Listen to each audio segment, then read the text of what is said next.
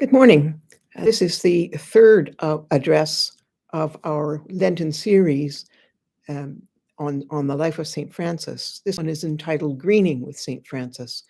In his sensitivity to nature and the world around him, he speaks to our current ecological concerns. I have in my backyard a plaster image of St. Francis of Assisi. I realize that I am far from unique in that regard. His is an image that can be found in such diverse places as a Buddhist prayer garden, a Franciscan retreat center, a hotel in Playa del Carmen, and many backyards even here in Kingsville. You may complain that it is trivializing the whole idea of the communion of saints, but Francis is a saint that above all belongs to the people.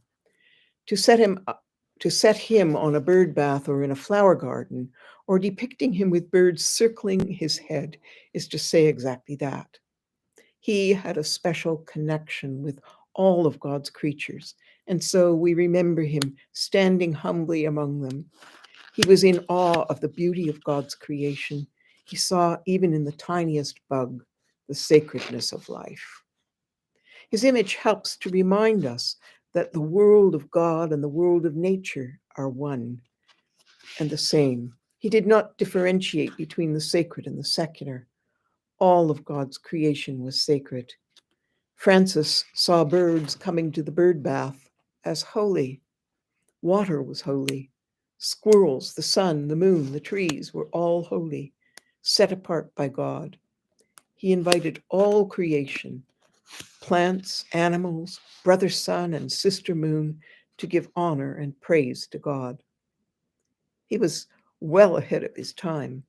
He saw himself, like today's environmentalists, as part of the ecosystem, as steward of God's creation, not a master of it.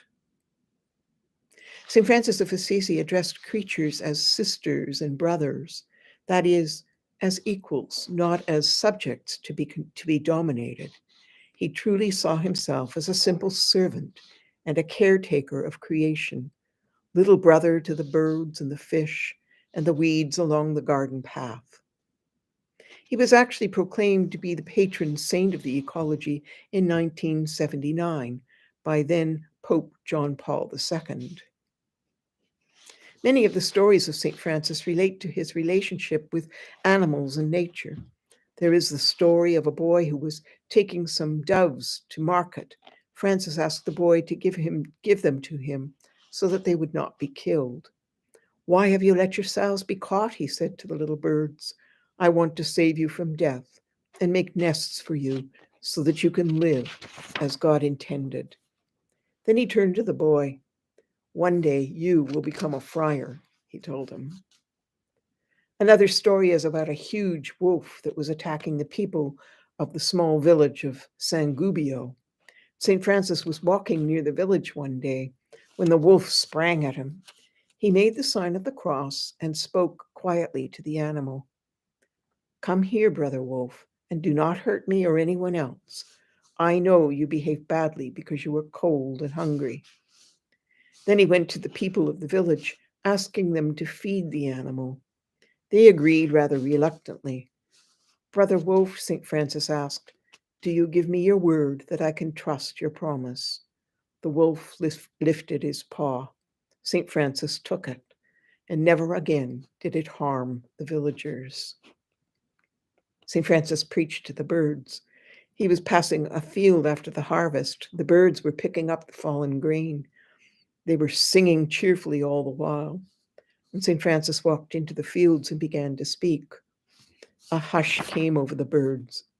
"My little sisters and brothers, you owe much to God, and you ought to sing his praises.